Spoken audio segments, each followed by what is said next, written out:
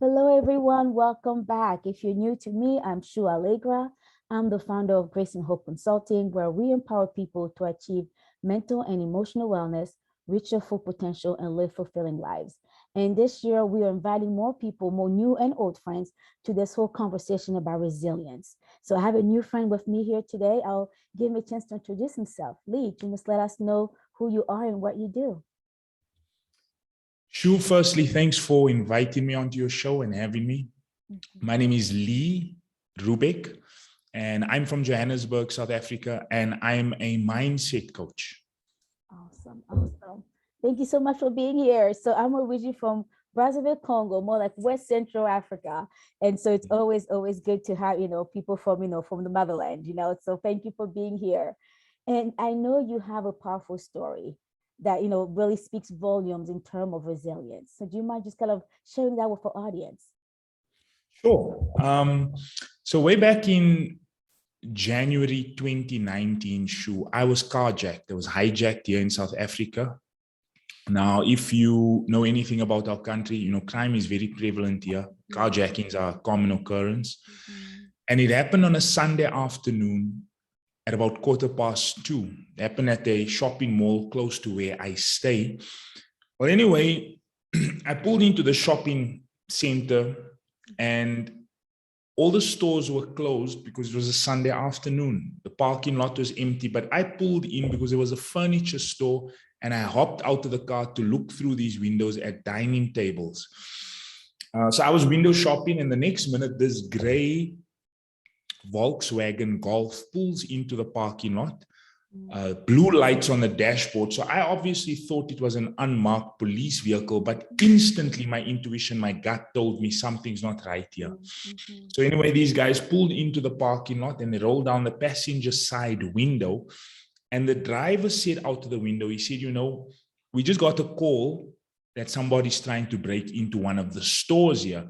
And the next minute, the passenger in front and the passenger behind the driver both jumped out of the car, one coming from the left front, another one from the right-hand side, both firearms in their hands.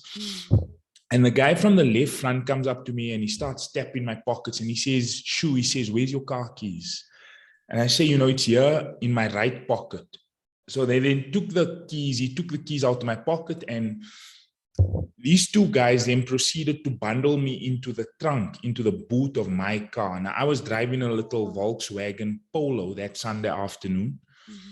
And I'm 6.5 foot tall. So, they literally put me into that small boot. Now, to be honest with you, the first 10 minutes was tough. It was really, just to calm myself or to gain control over my thinking, because, this is what you can imagine what was going through my mind. But eventually, 10 minutes later, they transferred me from my car into their car. And at least there was a bit more leg room in there. But what happened, and this is what I want to share with your listeners, with your audience, what happened in the boot of that car is ideas and stories started playing on the screen of my mind. That was very helpful. Like I said, I'm a mindset coach, and I've obviously got to be a product of the product. You can't give what you don't have. So I've got to internalize all these concepts and ideas before I can give it to anybody else. So anyway, in that boot, these ideas started coming to mind that were really, really helpful. The first thing that came to mind, laying in that boot, was I run a 6-month coaching program called Thinking into Results. And in the Thinking into Results program, lesson 9 is a lesson on attitude. And my mentor, the legendary Bob Proctor, in the attitude lesson of our program, in the video there, he talks about a man by the name of Viktor Frankl. Now, Viktor Frankl was a Viennese psychiatrist who spent the war years in a Nazi concentration camp. He spent years in Auschwitz. And Bob says in the video that Viktor Frankl said, in the worst circumstance, we can search for meaning, or we can try and find meaning to life. This man said, regardless of the intellectual and the physical abuse they subjected him to in that concentration camp, he could still choose to hold a positive picture on the screen of his mind. He referred to it as the last of human freedoms. He said nobody could cause him to think anything he didn't want to think. And I'm laying in this boot shoe and I'm thinking, gosh, Lee, this is a tough spot you find yourself in. But relative to what that man went through, this is probably a walk in the park. If he could hold a positive picture on the screen of his mind, surely you can try.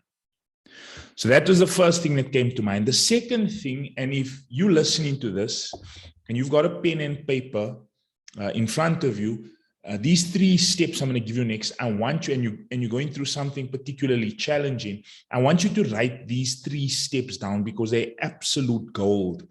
So the second thing that came to mind in that boot was there's a speaker from the West Coast of America, from California, a speaker by the name of Michael Bernard Beckwith. And Beckwith has a 3-step approach to anything negative that you might be going through. So I'm laying in this boot and this plays in my mind. Number 1, it is what it is. Accept it. It's either going to control you or you're going to control it, at least from a mental perspective. Now, to be very honest with you, Shu, very early on in that experience, I gave it over to God. I said, Dad, you running the show here. I said, whether I make it out of this alive or dead, I accept the outcome because you in control. I mean, what was I going to do? 4 armed guys. So very early on, I accepted the situation. The second step in Beckwith's approach is harvest the good. There's good in everything. If you're looking for it, you're going to find it. Now, you know, you might be listening to this and thinking, Lee, what was the good in that? Please tell me what was the good in that experience. Because I was looking for it, I found it, right? My 4-year-old son, Shu, was with me that weekend, and he could so easily have been with me at 2:15 on that Sunday afternoon. Thank goodness he was at home. He was safe. My sister was supposed to come out with me to look at these dining tables. Thank goodness she wasn't with me. She was also at home and she was safe. So that was something immediately I could start celebrating. The third step in Beckwith's approach is forgive all the rest. Forgive means to let go of completely, abandon, just let it go, you know. And because these 3 steps played in my mind, lying in the boot, boxed into that, I could start praying for these guys. You know, I prayed that I prayed for their parents, Shu. I prayed for their kids, even though there was a possibility they were going to take me away from my boy. I prayed that they'd find a way to make it out of that sort of lifestyle to make a meaningful difference in the world. Now, I'm not sharing this with you or your listeners to impress you, but rather to impress upon you that regardless of what's happening on the outside, currently for you, you can still control your thinking, right? And why do you want to do that? Because all the great leaders of the past, they've disagreed on virtually everything, but they've all agreed that we become what we think about, right? I mean, my mentor says that, you know, unforgiveness is like throwing sand, trying to throw sand into someone's face, but there's a strong wind and it's blowing straight back into you. Or holding on to poison, expecting the other person to die, but you dying in the process. So anyway, Shu, they let me go about 3 hours later. Behind a big hospital here in Johannesburg called Baragwanath. It's actually in a township called Soweto. It's a township where Nelson Mandela lived. And when they let me go, I phoned a family member, Keenan, to fetch me. And when he got there, he said, gee, I can't believe how calm you are. And this next thing I'm going to share with you is probably the reason I was as calm as I was.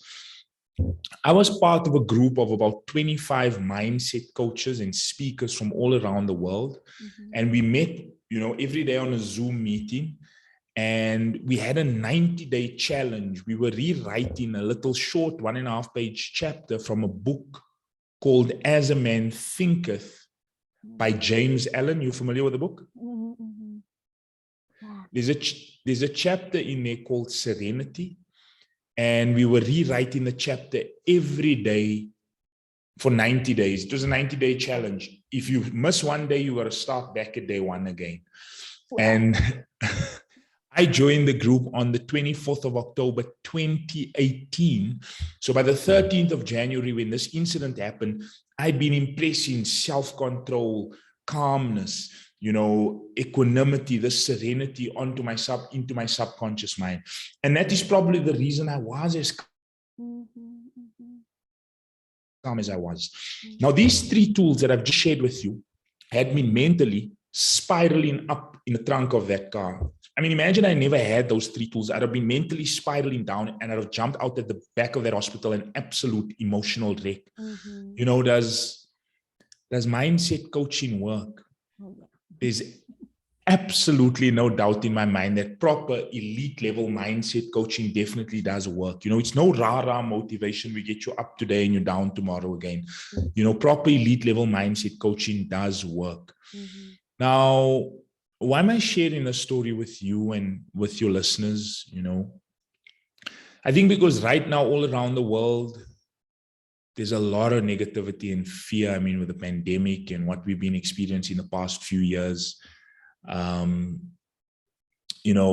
people having to pivot in terms of business, taking strain in certain areas, losing loved ones. I mean, there's just a whole lot of fear and negativity around. But regardless of what's happening around us or outside of us, just like Viktor Frankl, we can choose to hold a positive picture on the screen of our minds. Now, just to bring that story full circle, sure, the very worst thing that could have happened to me turned out to be the best thing that could have happened to me. I think, if I may, I mean, this is a Christian podcast, right? Go for it. Go for it. We're allowed for God here. Go for it. Romans 8 verse 28 says all things work together for those who love the Lord, right? And the very worst thing that could have happened to me turned out to be the best thing, because I'd set a goal a couple of years ago to speak on an international stage. And this very experience allowed me the opportunity to speak at Bob Proctor's Matrix seminar in Toronto to 110 business owners from all around the world.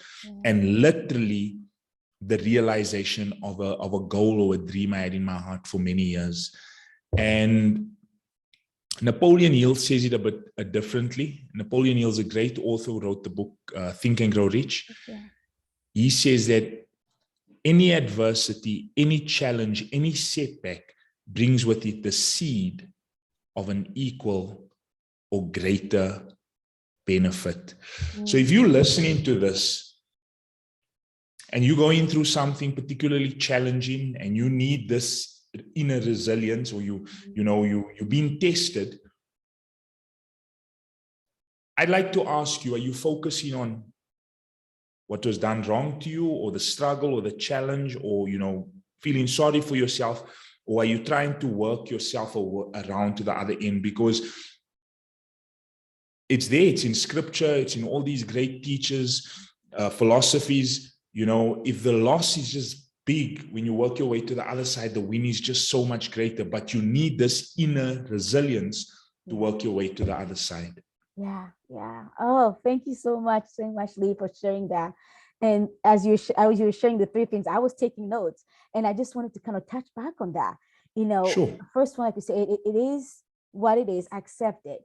Often when things happen in our lives, people tend, as human beings, it's like we tend to repel suffering and struggles like as much as we can, right? So the first thing, like when you have not done the mental work, the first thing that comes to mind is, oh no, I don't like this, I'm running away from it. So you have to train your mind to actually come to, oh, I don't like this, but I'm going to accept this, because that alone brings a lot of peace, all in a very uncomfortable, very challenging, very scary for you, scary and life-threatening situation. You were able to calm your mind so that you could focus, that the second one, kind of harvesting the good. Again, when problems happen, as human, we see the glass, we don't see it half full, we see like the totally empty, right? All we can focus on is, they're going to kill me, like, for this is the end of me, and here I go, like, life is over for me. And instead of like, okay, what good can come out of this? Gratitude is a huge part of resilience. Because the more, it's not to say that what happened is good, but again, how can you find the good in it? You know, if your sister could have been there, your son could have been there, how much, you know, more traumatic this would have been for them, you know. And you know, not that it was good for you to go through that per se, but you know, it was maybe in a way good that they were not there. You know, like you said, Absolutely. Absolutely. and you could focus on the fact that, you know, you went through that, but God protected them not to experience that. And because you could focus on the good, because you could see the, you know, get to a place of gratitude, you know, it's become easier to forgive. Right. So just think about, if you know those 3 steps, for the first one helps me to calm my mind so that I don't get, you know, like, you know, a spiral downward, right? You know, after I calm my mind, then I can start looking at the good. When I see the good, it becomes easy then to forgive. Because now you're Um, seeing, oh, these um, men, you know, mm. definitely something had happened to them, you know, something that led them to live this lifestyle. And you feel with compassion. And that compassion for you led you to pray for them. Right? You absolutely spot on there. I mean, they probably come from environments where there might have been an absent dad, or crime environments where they were programmed with crime from a young age, and it was the only way out, you know. So you spot on there, sure. Yeah. So I love those ideas, those, you know, those steps. And for anyone listening and watching, I encourage you to do that for yourself, even for the smallest thing. You're like, well, this is not so big. Well, what is it that you're going through right now that you can train your mind to start accepting it as it is, and work your way, you know, through the, you know, acceptance, through gratitude, and then forgiveness, so that you can find the strength to start praying for your enemies, literally, right? Or finding the strength to move forward. And I love how you even brought it back, you know, full circle. You know, what you thought would have been, you know, could have been the end of you, turned out to be the platform, the message that you needed to be on a bigger platform and share, you know, what God has brought you through. That is powerful. And I you know, I put together a book of other ladies and about being resilient, that be resilient. And half of the book, it's actually a workbook. There's stories of each one of us, what we've been through, and half of the book is the workbook. And we talk about some of the similar things: acceptance, gratitude, you know, compassion, that helps you be resilient. So in the moment you might think, well, why should I be forgiving towards them, because I'm the one struggling right now, you know, they put me through this. But it's for your own deliverance, it's for your own wholeness, that you kind of let go of what is, so that you can embrace, you know, whatever this need to be. But as you do that, you know, like for my own, in the story, my story I share there, all the things I do today are because of all the struggles that I've been through in the past. They gave me the platform to do this. They gave me that resilience that I had to master back then, help me now to help others master that same resilience. So what you might be going through right now, it's not just for you. It could be a blessing for someone else. Is it not in those moments when we challenge, or when we experience the darkest times, when we really find and discover ourselves? Yes, yes, yes. You know, the Chinese use 2 brush strokes for the word crisis. One brush stroke represents danger, and the other brush stroke represents opportunity. So we've got to be aware of the danger within a crisis, but we've also got to be aware that there's an inherent opportunity there for us. Yes, yeah. So seek for the opportunity, but you have to come to a place of acceptance and gratitude and forgiveness in order to see the opportunity in the crisis that you're going through. Ooh, so powerful, so powerfully. I'm so glad you're here. And I can talk with you all day long, because there's just so much wisdom, that you're sharing here. But for the sake of time, I want you to share, how can people connect with you? So people can connect with me on Facebook or on LinkedIn. Those are the 2 platforms I use. Okay. My first name is Lee, L-E-E, and my surname is R-O-E-B-E-C-K, Roebeck. But I'd like to give a freebie away to your listeners, to those who tune into your show here. And because that Serenity chapter from James Allen's book had such a profound impact on me, and that experience, after that, I went into a recording studio, and I had this chapter professionally recorded with some background music. And it's a meditation audio, a Serenity meditation audio, which I am particularly proud of, And I want to suggest, if you're listening to my voice right now and you're out there and you're feeling stressed and, anxious, and you want something to calm you or to get you into that serene place, my suggestion to you is use this serenity meditation audio for 30 days. Listen to it once a day. It's only 5 minutes long. Once a day, and really listen to it for 30 consecutive days. So here's the link to download that audio, Shu. It's bit.ly, so it's Bravo India Tango Lima Yankee / serenity audio. Okay. And I don't know if you can, but maybe you can drop the link in your podcast description. We will definitely add that to the description so people can just click on it. Definitely. Yeah. Yeah. Thank you so much. That is so generous of you. And everyone, when you're watching that, catching this later on, don't hesitate. Please rush and click on that link so that you get tools to help you become resilient and, can start working on your mind before even the crisis happens. So that just like Lee, you're prepared for incidents that are, totally out of your control, but he was already doing the work. He was preparing his mind for life struggles in general, not knowing that, there was a struggle happening, a crisis that could happen, just like that a few days into it. So thank you again for being here. Thank you for all that you do. And we just appreciate you and your wisdom today. Shu, thank you so much for having having me on your show. Yeah. And it's been great chatting to you. Thank you. Awesome. For everyone, again, click on the link there and come back. I'm interviewing new and old friends. So every week we're dropping a new episode, and there's just so much wisdom here that you can learn to build resilience for you and share with others. Sharing is caring, right? So if this has blessed you, click on the link and share with someone else so that they can also build resilience. All right, be well.